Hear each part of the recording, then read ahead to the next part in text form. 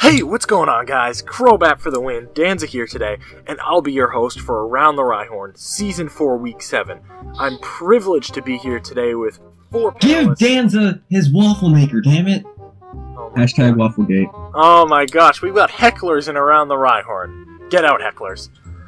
Alrighty then. On that note, I'm privileged to be here today with 4 panelists on today's show. Mr. Monotui, Mr. K-Lover/Parker, Mr. K to the 2/Kyle, and Mr. Old Man Tup, a coach in the GBA. Introduce yourselves. What's going on, everybody? K to the 2 here once again on Around the Rhyhorn. Thank you guys for having me, and I hope you guys have a great time. Hey everyone, it's Parker. That's basically all I have to say.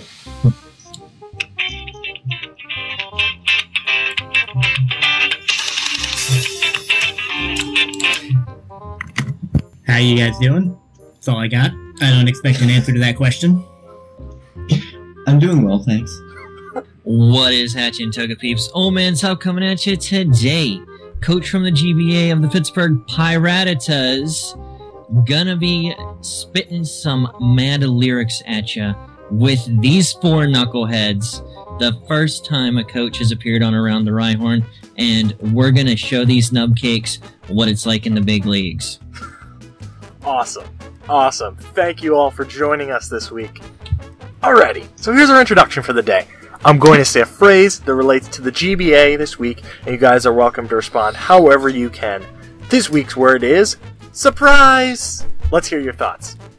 Surprise! Let's run Hidden Power... What Hidden Power is that? Hidden Power Rock on a Jolteon to handle Mega Pinsir. Now, I would have expected a Hidden Power Poison over Hidden Power Rock, because what's the point of running Hidden Power Rock? You kill with a Volt Switch, even. I believe that Crimson does realize that that was a mistake, but the fact that it even crossed his mind in the first place, I don't see where that even fit into the rest of his planning. And maybe he didn't feel like he had enough rock coverage on his team, but again, Volt Switch is a better option, especially since it kills 100% of the time if you have a Life Orb or even an Expert Belt. So that was surprise. For me, the surprise this week lied in the battle between Dan and Shady. Nothing against Dan or anything, but I did not expect him to beat Shady, and there were a lot of surprises within the match as well, such as that first turn Sucker Punch that definitely surprised Shady, and as did the Fire Punch in the Sunny Day. Shady also had surprises of his own, like Baton Pass, Ambipom into Superior. But yeah, that's basically it. This week was full of surprises, especially in the match between Shady and Dan. Shady was first caught off guard when his Azelf went down to a turn 1 Sucker Punch by Mega Sableye, which good call to Kyle for that. Later on, Dan was the one to be surprised when Ambipom went for a nasty plot, and was even more surprised to see that he was to pass a +4 to Superior, forcing him to sack off his Mega Sableye. The biggest surprise in that match, however, came when Dan's Mew set up a Sunny Day, which allowed his Chlorophyll offensive 4 attacks Vileplume to tear through Shady's team and pick up 3 kills. Surprise! The first time since week 4 and the only second time in the GBA, every single game was determined by a 3-0 or closer differential. Now, how many games this week were proposed to make it that close? In my opinion, I thought a few of these games might break away. And the fact that everybody kept it so close just shows that the coaches who are struggling are continuing to adapt to this format as the differentials close. Now, big surprise this week, we have a second consecutive week where a pseudo Sunny Day team comes out against the same team, the Mankeys. And this week, it came out on top. Shout out to Tup for setting the trend, though. Oh yeah, everyone's going to be using Sunny Day now. I mean, Sunny Day Heatran to take on my Lodic was... That's the sound of my mind exploding. And that was your best week by far, Tup. Hey, thanks. I appreciate it. Alrighty, awesome. So do you guys have any final thoughts on the word surprise? Something that isn't a surprise this week. Tup loses. Yeah, keeping the trend alive. Yeah, they're going to go back and forth this whole Around the Rhyhorn segment. I don't think that. No, Tup's above that. He's just gonna take it and go. Yep. You could say he's on Tup. On Tup. That joke was even funnier the second time. Exactly. Oh, yes. I didn't hear it the first time. Want to see me do it again? I was gonna say that. Alrighty. After that strong introduction, let's discuss the first word. You guys are welcome to have a brief debate or discussion about the two topics I have chosen. Topic 1. Cooper always seems to be a topic of discussion here, but he lost last week to one of the best teams in the league. Simply put, Movon dominated, and Cooper has to play Dan next week. Is Cooper in a slide? Consider John for a moment as well. What would happen to Cooper if he lost next week against Dan? What are your thoughts? Okay, is Cooper in a slide? Do I think so? No. But I don't think he brought the right bulk, and it was just the matchup he ended up with. Malvone brought exactly what he needed to destroy what Cooper ended up bringing to him. Unfortunately, Cooper's consistent defensive play just was not enough to withstand the awesome firepower coming from the Loudreds this week. I mean, Talonflame just ripped a hole in his team, and there was nothing he could do about it.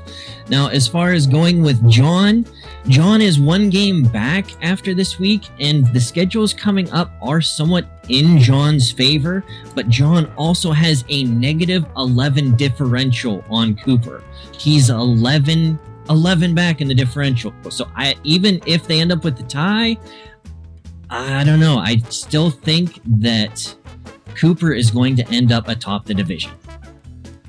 No, I agree with a lot of what Tup said. I don't really need to reiterate what happened during the match between Malvone and Cooper, but I do want to touch on what is going to happen these next 3 weeks. If Cooper does in fact lose to Dan, then it's really up to him to win against John in order to stay atop the division. I can see, however, John and Cooper both making the playoffs. Now, this would involve Shady losing out the rest of the season, but I can see that happening as he plays, let's take a look, he plays the Real Maril, Malvone, and Hank, all of which have the capabilities as a player and with their team matchup against Shady in order to beat him. I'm not saying that's going to happen, but I'm saying it is a definite possibility that Shady misses the playoffs, and which would make John and Cooper both clinch, one as a top of the division and one being the wild card. I disagree. I can't really see both of them making the playoffs. I think Shady basically has the spot on lock. He can still lose out on it, but it's really improbable in my opinion. And I think it's going to come down to week 9 when Cooper and John face each other. That's going to be the main decider of which one is going to get into the playoffs.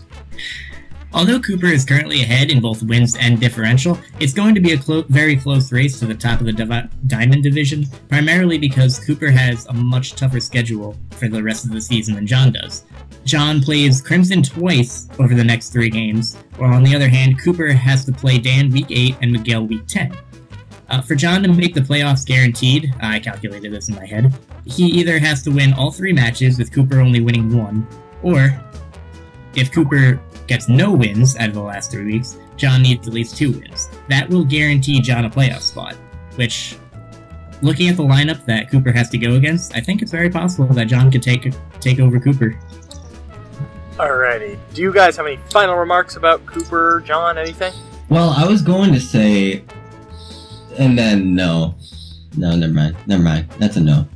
I'm going to say that Cooper is going to tank out these last 3 weeks because he is going to want the overall 3rd spot in the conference. Is that possible? Well, I mean, if there's the 2 winners and then him, he'd be 3rd in the conference. Maybe. We all know how much he likes 3. He does love that number 3. He loves that number. But he's got to work for it, so... He's really gonna have to try. Try back. And there's 3 weeks left, so he might just quit now. Yeah. Alrighty, so let's move on to topic number 2. Consider for a moment how there are 3 different 1-6 teams. Pittsburgh, Detroit, and Long Island. Based on how these 3 teams are playing, do you believe that any of them will go 1-9, tying the Sawsbucks Season 1 record for worst season in the GBA? Well, being one of those teams, I can personally guarantee at least one of them will not be, because Week 10, I play Nips and the Long Island Red Rockies, so that actually guarantees one of us will have at least one more victory before the season is over. As far as Crimson goes, he has a really rough schedule. He plays John twice and Geo, and I think Geo's starting to hit his stride, and I don't know that Crimson's going to be able to climb on top of that. And I just think John has too much firepower for the way Crimson's been playing this slow down. As far as I'm going, I've got Hank, I've got to play Dan again, and then the Red Rockies. If I get 2 wins out of that, I'd be more than happy. Yeah, I mean, again, I agree with Tup here. It's gonna definitely be possibly 2, but I'd say I'm leaning more towards only one of them. I'm sure that along the way, one of them, probably the Red Rockies, can pull off an upset somewhere, maybe.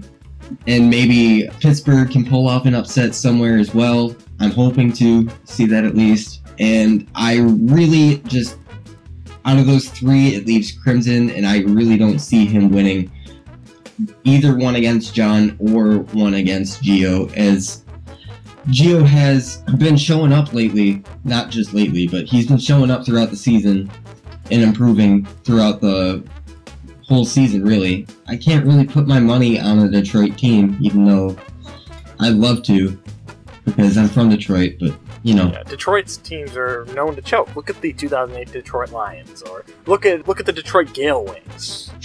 He's crying, see? I just made him cry. I hope you're happy. I'm just kidding, Kyle. There.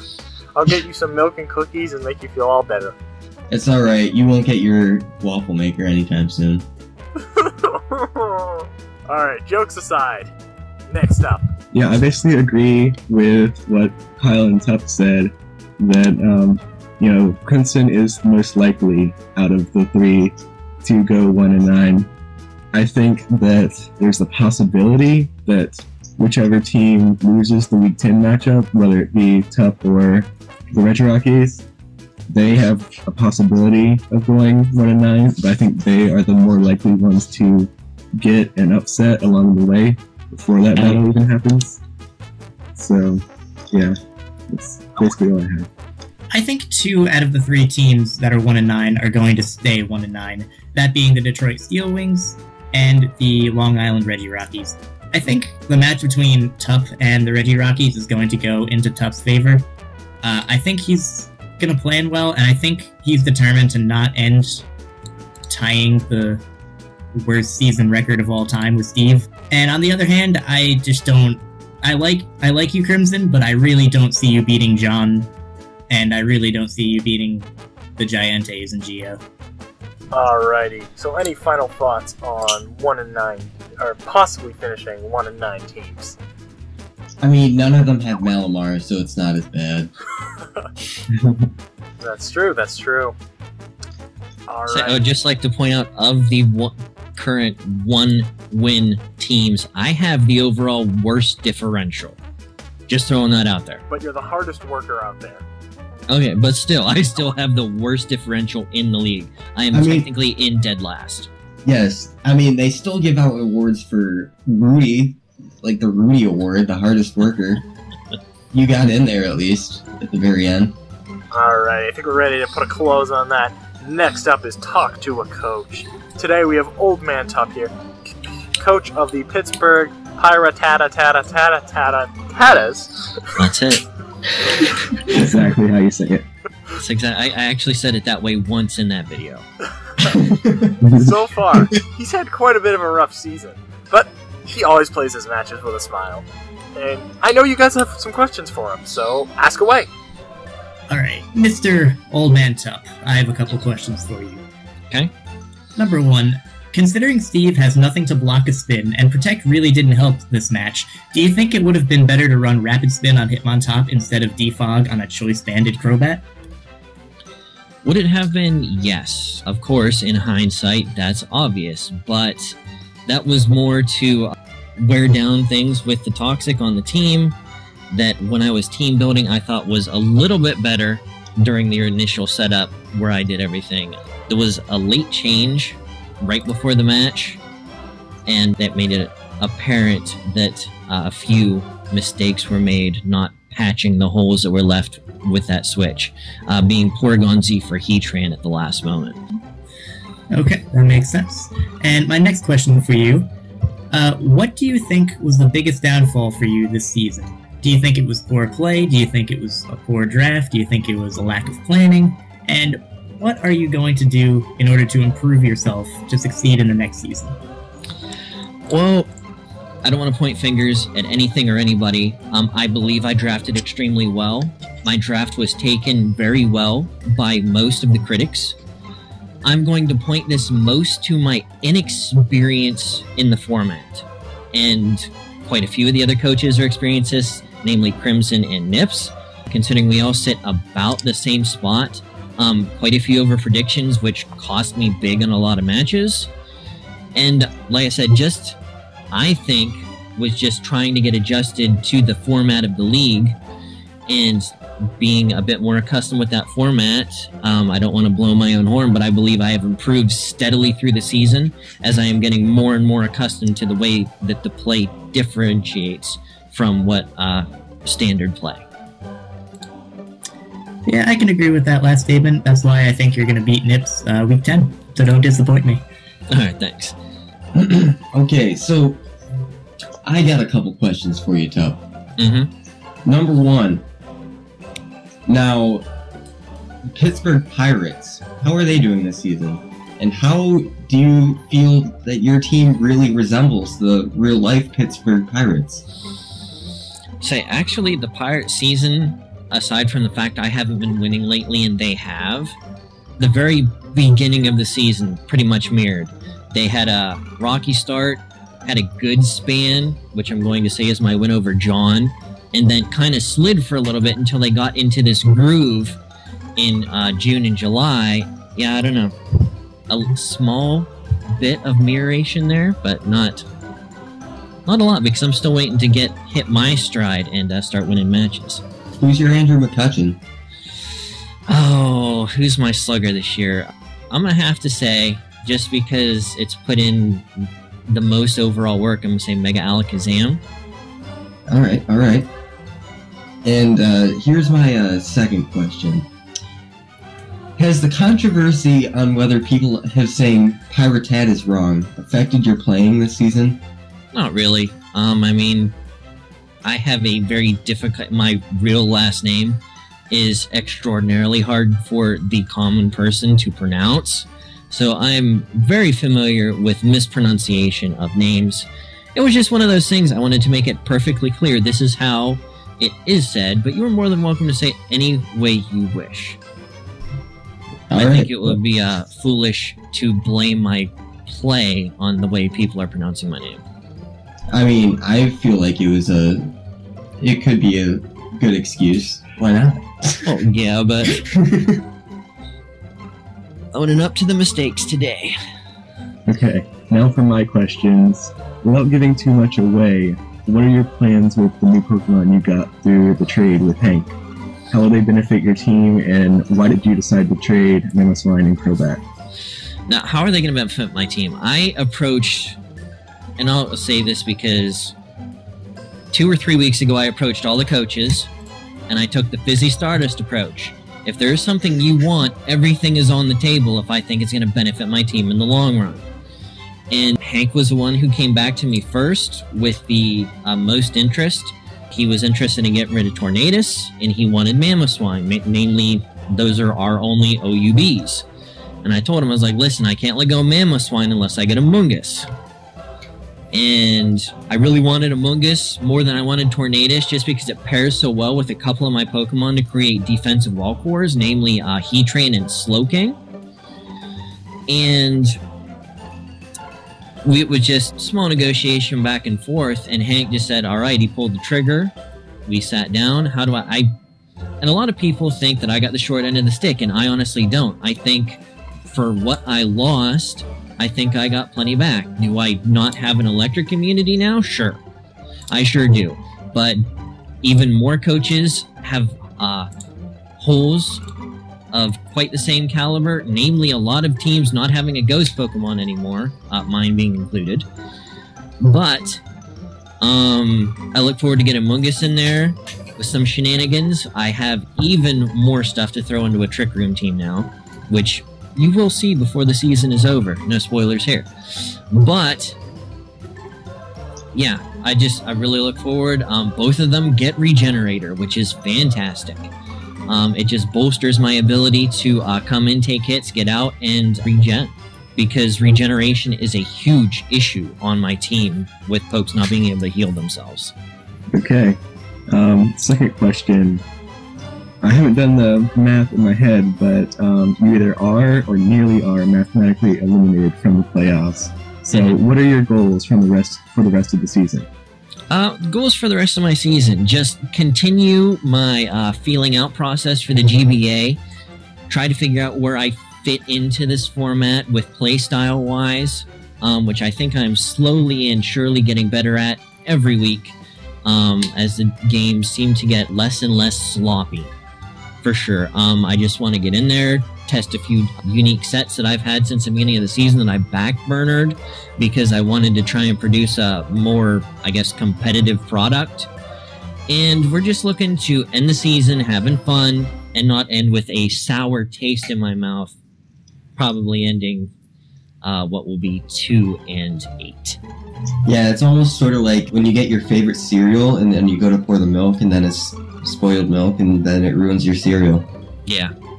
Perfect comparison right there. Like, honestly, my favorite is Cinnamon Toast Crunch. I remember Reese's Peanut Butter Cups. Those were that cereal. Nice. Sugar isn't that bad. Do I go with the Rice Krispies? I actually have a question for Tup before we close this thing. Okay. Alright, so Tup. Obviously, we know you have to wake up at 5 a.m. to do push-ups and sit-ups to prepare for your games every week, right? Mm-hmm. That's obvious. But what is your favorite pre-game snack? My favorite pre-game snack. Now, I'm going to... Oh, what do I normally eat before a game? If I'm in the mood for something hot, I love spicy pork rinds.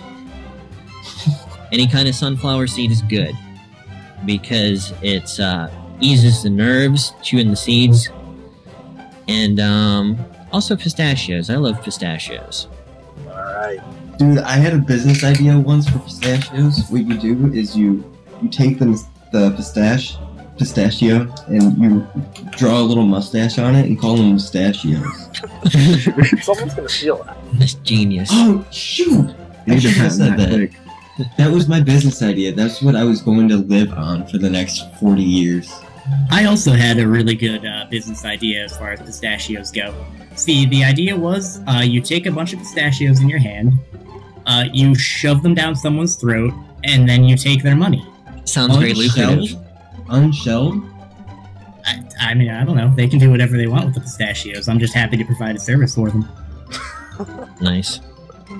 So Alrighty, do you do the service or they? Do you do the service or do they? I'm providing them the service of giving them pistachios that I'm selling for a reasonable price that they don't have to, or that they have no other option about. Alrighty, on that note, another round is over. Next up is Out of Bounds. Vileplume suddenly emerges as an offensive threat, and within 1 week, it just greatly increased its speed. No one knows how. Have growth hormones been involved? If so, can Dan's success be attributed to potential illegal substances that he's been accused of giving to his Pokemon? Discuss. Well, Vileplume does... It is a grass-type Pokemon, so can use growth I'm guessing, I'm assuming. So it's hard to tell. Yeah, it's doing it itself because it's a plant. It's using the move growth before the battle to give itself stat boosts, and so then it doesn't have to use a turn to do it in the actual battle. So you're not believing this giant scandal. Okay. This might be bigger than Deflategate, guys. You can be a little more hard on Dan here, because he could have illegally given his Pokemon drugs and but it's not illegal bigger than substances, Wafflegate. man. Yeah, that's tough. That's worse than Deflategate. Wait, the NFL doesn't. No, they don't. They think deflating footballs is worse. So never mind. But it's not bigger than Wafflegate. No, Wafflegate triumphs them all. Go on. I think what we have here is Vileplume enacting what is known as photosynthesis. Now, if you're curious as to how photosynthesis is performed, there's a pretty good episode. Photosynthesis. Yeah, I was going to say, there's a pretty good episode of SpongeBob that goes over it pretty well.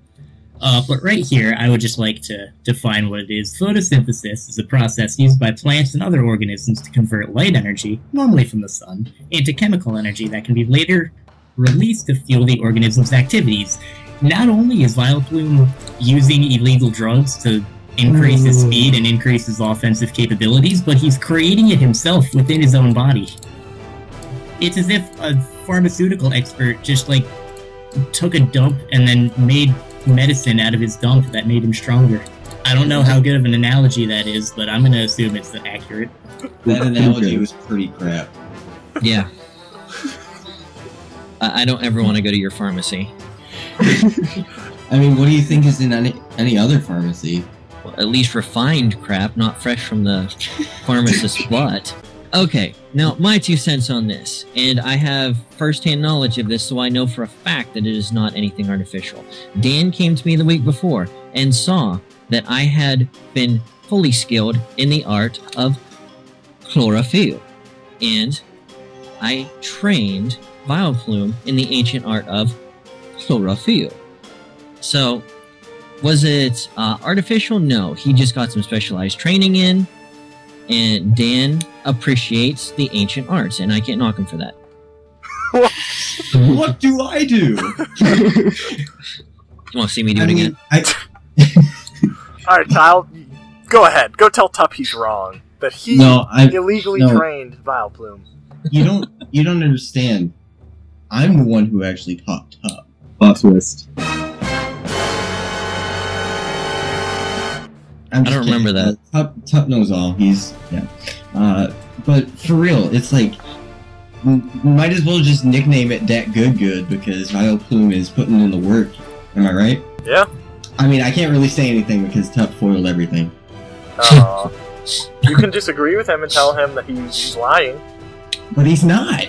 But he could be. I don't think he's lying. Rumor has it Tup was there when the first pharmacies were invented back in the 15th to 17th century. Yeah. We used to just rub dirt on it.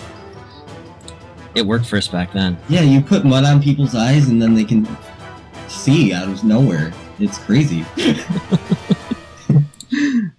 Alright, any final thoughts about the natural substances that Vileplume has clearly been using? Photosynthesis. Okay. At last, we have the lightning round. You will all have 30 seconds to take a stance or agree or disagree with the statement I make. I must emphasize, these are not my opinions, but rather topics I think people would be interested to listen to. Chicken nuggets. There you go. Alrighty, I'm set. First topic. If Shady didn't try to bring Baton Pass Nasty Plot Ambipom, then he probably would have won. Go. I mean, I don't feel like Baton Pass was the greatest idea on an Ambipom, especially since Ambipom, it does work somehow. It's a monkey and it has 2 hands on its tails, so it can do things. But the Baton Pass was kind of irrelevant because Superior can boost its own special attack with Leaf Storm, so I didn't really understand the Nasty Plot Baton Pass into it. Alrighty, time's up. Next. Baton Pass Ambipom. It's a good idea, but it just wasn't executed very well in my opinion. I think something like Agility would have worked better than Nasty Plot since Superior is already able to boost its special attack with Leaf Storm. And if it had the extra speed boost, it could have dealt with Terrakion better. Although, Dan had the option to would have had the option to bluff Sash or something like that, but something like Agility and then Superior boosting itself with Leaf Storm would have worked better, in my opinion. Alrighty, time is up. Next. Nasty Plot Baton Pass Andy Palm allowed Shady to gain momentum that Dan previously held after knocking out Azelf turn 1, breaking Scissors Sub with a revealed Fire Punch, and knocking off the Melodic, dealing decent damage to it. It was a surprise to Dan, and it was very scary at first, but it was not effective in the long run. +4 or +6 Superior had potential to sweep Dan's team had he not brought Scarf Terrakion, but I can agree with Parker, or Kyle, whatever your name is, that Agility Pass would have definitely been a little bit better. Alrighty, time's up. And last but not least. Okay. Was it executed poorly? Absolutely. Unfortunately, the momentum was taken from Shady right off the bat, so he wasn't able to set up, in my opinion, the way I think he would have liked to. I think it was a last-ditch effort that was used to confuse and try and throw Dan off his game late game so Shady could come back. Unfortunately, I think the match was too far gone at that point, and no matter what Ambipom he would have had, then I don't even think the fake-out U-turn set would have been able to help him at that point. Alrighty, time's up. Good timing the first round. Next topic.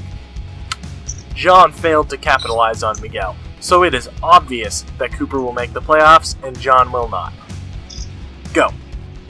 Absolutely wrong here. I believe that John has the easier schedule in these last 3 weeks. Cooper faces 3 of the top tier teams in the league, whereas John is facing, they play each other, and John plays Crimson twice. So I believe that I do believe that he can win all 3 of those games and sweep Cooper and end up on top of that division. Alrighty, time's up. Next. As I said before, I think that Shady basically has the wildcard spot locked up. It'd be hard for him to lose it at this point. So it's likely that only one team from the Diamond Division will make it into the playoffs. But just because Cooper is ahead right now doesn't mean he's going to get that spot for sure. I'd say that when it comes down to Week 9, or it will come down to Week 9 when they play each other, and the winner of that match will go to the playoffs. Alrighty, time is up. Next. So far, John is 3-4 and Cooper is 4-3 in this season, and Cooper has a higher differential. However, there is no way that John is out of the playoff contention. Cooper has a very difficult schedule this week, having to play Malvone as well as Miguel, and John has a very easy schedule, having to play Crimson twice. Now, the match that's really going to come down to determining who is going to make the playoffs is going to be Week 9, John vs. Cooper. Alright, time is up. Is John's failure to capitalize on Miguel a sign that he's out of the playoffs? Absolutely not. John does have one win over Cooper, so that will factor in eventually down the road. Now, John has an easier schedule. He has the confidence over Cooper with the win. I would not say John is by any stretch of the imagination out of the playoffs. He started, 0-3 and has come back to this point. I don't think that we can eliminate John at any point until it's mathematically impossible. Alright, time's up. I mean, Tup. Next topic. The Sawsbucks dominated for the past 2 weeks, and Mega Gardevoir has actually shot up in the MVP race. Therefore, by the end of the season, Mega Gardevoir will be in the top 3. Go!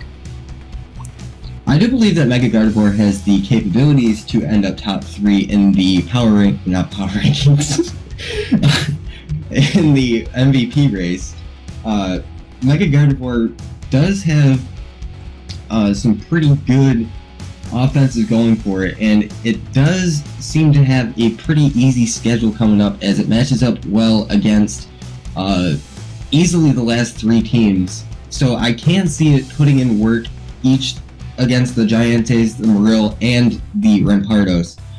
However, I Time is up. Time. Okay, you can say what you. Go ahead. No, No? there was nothing else to say. Okay.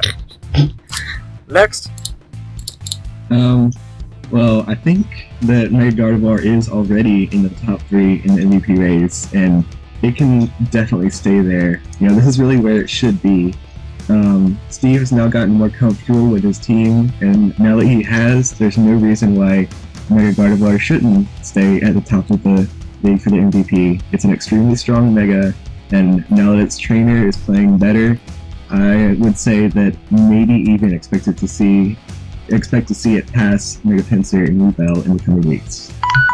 Alright, time's up. That is a bold prediction on your part. Alright. Next Tup. Alright, I'm gonna say no. I'm gonna play the other side of the coin. The past 2 weeks, Steve has played 1-win teams, and Mega Gardevoir has gotten 3 kills on each of those teams, namely mine.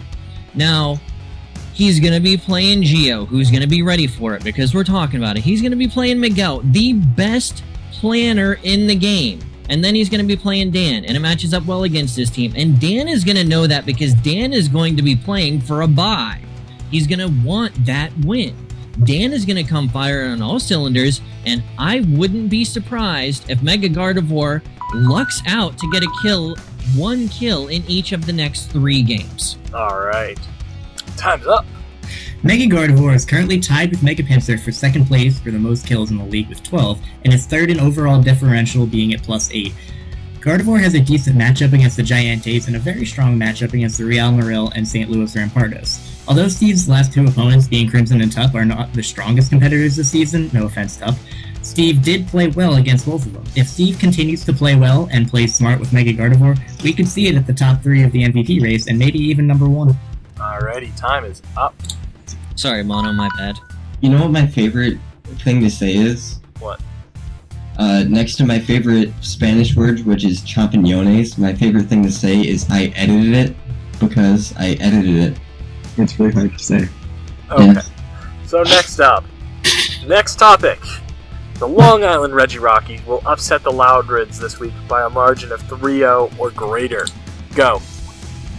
I disagree. Raikkonen said that he wouldn't be surprised if the Regirockies beat Mulvone this week in the recap video. However, I feel like Mulvone is just putting in so much work this week, or not just this week, but this whole season.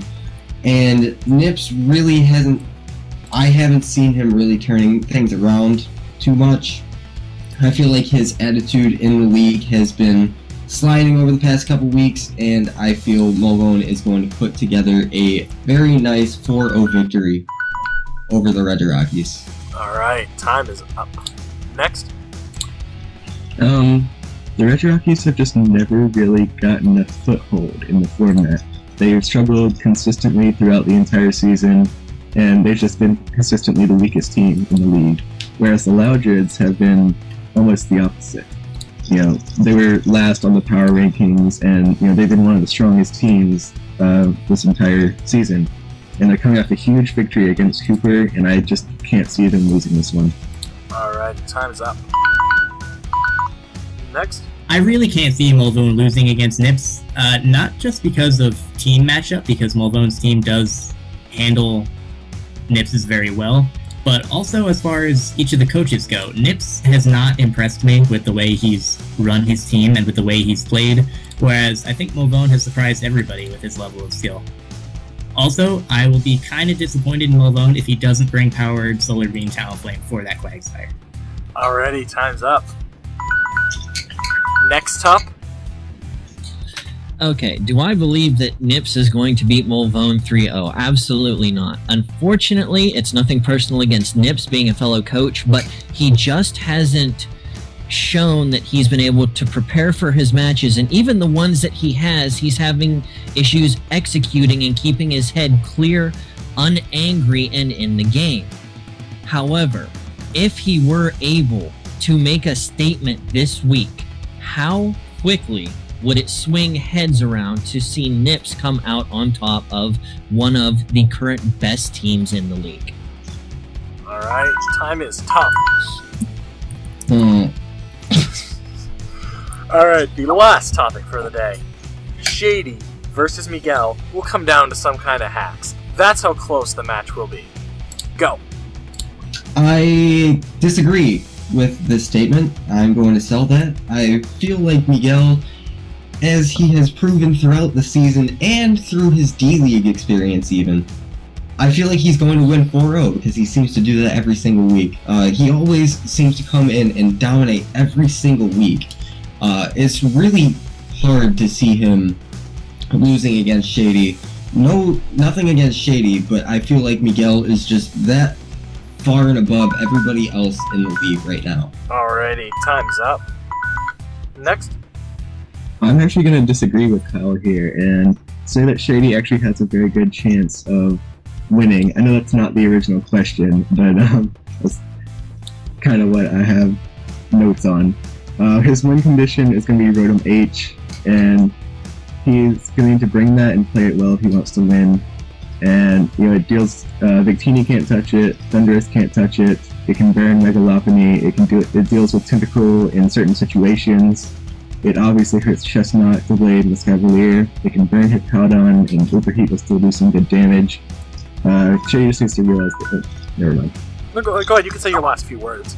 Okay, I was going to say that Shady just needs to realize that, you know, Miguel will realize that it is a threat and will prepare for it, and Shady needs to be ready for what Miguel brings to prepare for it. Alrighty, next. Shady does not have a terrible matchup versus Miguel, and I think this match is going to be closer than people think. Some of Miguel's biggest threats are countered by Shady. For example, Victini is potentially walled by Garchomp, potentially walled by Regirock, and is pretty hard countered by a bulky Rotom H, as even a Banded V-Create is not two-shotted. Also, Mega Lopunny is a very big threat to Shady, as it naturally outspeeds his entire team, and has good enough power and coverage to one or two-shot everything. I think Shady bringing Sticky Web Galvantula this week is actually a really good choice against Miguel, as it allows Shady's mons to take it on much better, such as Azelf, Ambipom, Garchomp, and potentially even Honchkrow. Alrighty, time is up. Just real quick, I do think Miguel has this one, as he is an overall better coach, but it's going to be close. Alrighty, next up. Now, I'm going to go out on a limb and agree with the original statement. I think that this match, if both coaches prepare properly and don't completely prepare for something that isn't brought in, will come down to what could be an erroneous amount of hacks, or even a single amount. Both these coaches have proven that they are in it to win it, and I think Miguel's going to be prepping really hard so he gets that #1 seed, and I think that Shady's going to be pushing every bit as hard to ensure that he makes the playoffs. I am not anywhere even close to saying who I think will win this. If I had to guess, if it was a completely clean match, Miguel will squeak out of it. Alrighty, time is top. And looks like that's going to be the end of the lightning round. So that will conclude our 4th edition, Season 4, Week 7 of Around the Rhyhorn. Do you guys have any final remarks before we close out? Surprise! Surprise. I choked. So I would personally like to thank you for inviting me to be on Around the Rhyhorn and consider it an honor, and I would be more than happy to come back if you needed me. Nah. And you're always welcome back. Yeah. No, I always enjoy having you around. You're a cool guy. Yeah. Thank you. He's just about the nicest guy you'd ever meet. So, shout out to Tup. Yep. Alrighty. So, anything else? Go Pyratitus.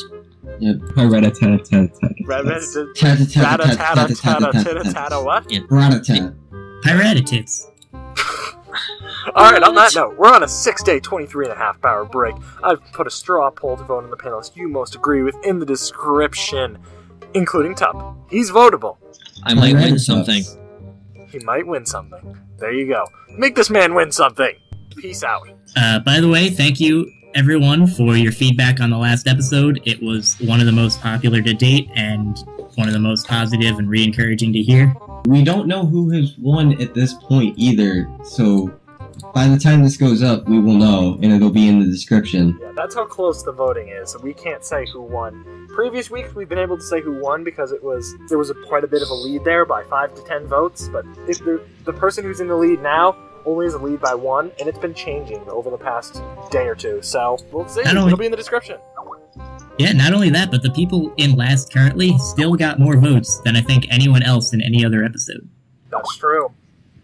So we very much appreciate all the support. I really enjoy doing this every week. It's this is probably my favorite thing to do because it's so much fun. Anyways, guys. I agree. Yep. Thank you guys for watching, and peace out, Girl Scout. Peace. Pirate tits.